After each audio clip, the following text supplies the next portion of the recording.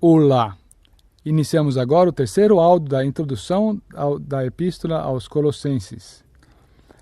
Nós vamos ver agora o pano de fundo sobre o qual foi escrito essa carta.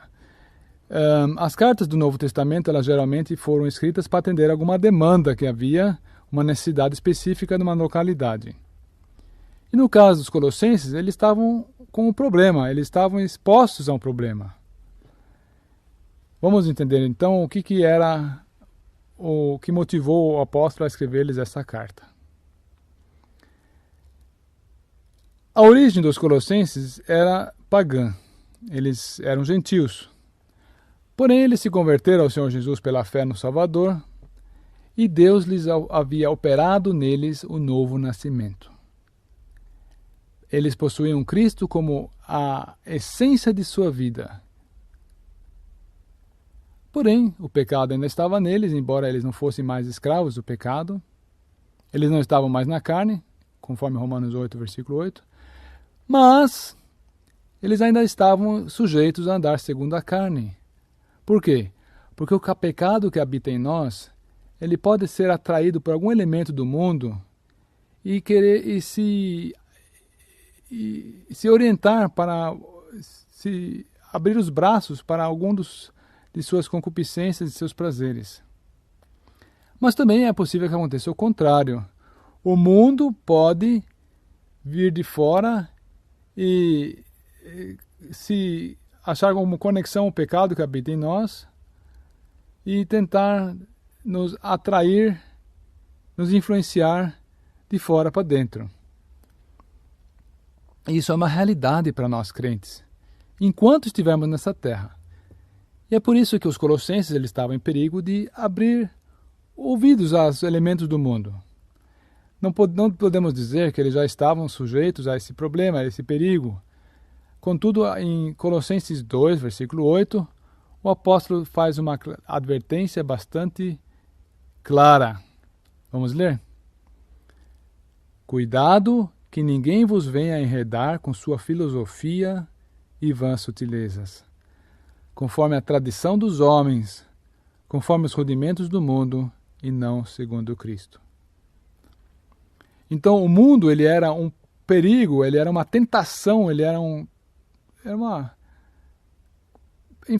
perigo mesmo para os colossenses sob dois aspectos.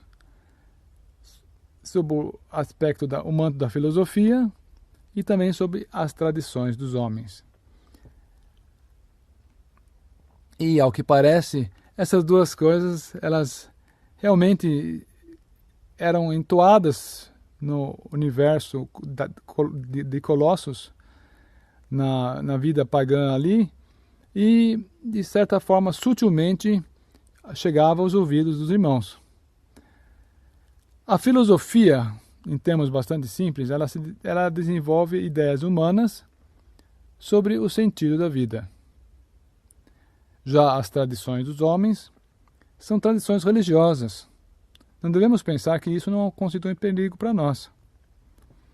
Nós também podemos ouvir e abraçar com simpatia as ideias dos homens. A essas formulações que eles têm, a essas conclusões que eles praticam quanto ao sentido da vida. E essas ideias filosóficas das pessoas, muitas vezes, até mesmo elas são vestidas de um manto cristão, de uma aparência piedosa. Mas, e agora atentem bem, não é dado aos homens de indagar pelo sentido da vida. Por quê? Porque Deus somente tem a razão de nos informar a respeito disso. É Ele que nos outorga a vida. Então essa é uma prerrogativa de Deus. E eu estou certo também que a tradição religiosa, de igual forma, constitui um perigo para nós. Por quê? Porque no nosso caminho, seja individual, caminho de fé, como coletivo, enquanto congregação, ou grupo de crentes com os quais nos reunimos, nós podemos absorver tradições religiosas que, na verdade, são invenção dos homens. E esses costumes, esses pontos de vista, essas práticas podem atingir um peso tal que eles passam a ser uma diretriz para nossos corações e nossa vida. Vejam então que os colossenses eles estavam em perigo de, seja por ideias humanas ou por tradições religiosas, de serem afastados da pessoa de Cristo, de serem afastados da verdade. E com isso a sua visão de Cristo foi obscurecida. Isso vale para nós também. Quanto mais nós abrimos o ouvido para o mundo, nós abraçarmos os seus pontos de vista, tanto mais nós estaremos sendo afastados de Cristo. Qual é, pois, o remédio para esse perigo? É a glória da pessoa do Senhor Jesus Cristo. Isso mesmo, a glória da pessoa do Senhor Jesus Cristo. O que o Paulo faz com vistas a esses perigos que ele está citando lá? Ele apresenta aos Colossenses toda a perfeição, toda a glória, toda a exaltação da pessoa do nosso Salvador. Esse é sempre um remédio quando nós estamos em perigo de desviar do nosso caminho pessoal, individual, ou até mesmo como coletividade, como congregação, como um grupo de crentes. Somente a consciência da grandeza e da glória do nosso Senhor Jesus Cristo é que nos pode preservar da sedução do mundo e dar uma nova orientação ao nosso coração e até mesmo da nossa consciência. Bom, falando nisso, nós podemos talvez com propriedade aplicar aquela história do 2 Reis 4, 39 a 41. Ela nos lança uma luz na carta aos Colossenses. Vamos abrir.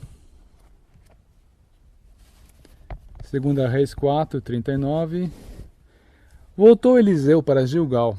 Havia fome na terra, e estando os discípulos dos profetas assentados diante dele, disse ao seu moço: Põe a panela grande ao lume e faze um cozinhado para os discípulos dos profetas. Então saiu ao campo a apanhar ervas e achou uma trepadeira silvestre. E colhendo delas, encheu a sua capa de colossíntidas. Voltou e cortou-lhe em pedaços, pondo-os na panela, visto que não as conheciam. Depois deram de comer aos homens. E enquanto comiam do cozinhado, exclamaram: Morte na panela, ó homem de Deus! E não puderam comer. Porém ele disse: Trazei farinha. Ele a deitou na panela e disse: Tira de comer para o povo. E já não havia mal nenhum na panela. As colossíntidas no campo são uma figura dos elementos desse mundo. Uma figura das ideias dos homens sobre o sentido da vida e das tradições religiosas também. Se nós nos ocuparmos com essas coisas, então isso será mortal, será letal para a nossa vida espiritual. Qual foi a reação de Eliseu quando eles clamaram a ele? Ele tomou farinha e a lançou na panela, e não havia mais mal algum dentro dela. A farinha fala das perfeições, da pureza da pessoa do Senhor Jesus. Essa é a figura da farinha. O importante ensinamento da carta aos Colossenses, portanto, é que os crentes que estão em perigo de serem atraídos pelas ideias do mundo, eles devem ser ocupados da glória ou com a glória da pessoa do Senhor Jesus. É isso que tem que estar dentro dos seus corações para que eles possam ser novamente reorientados.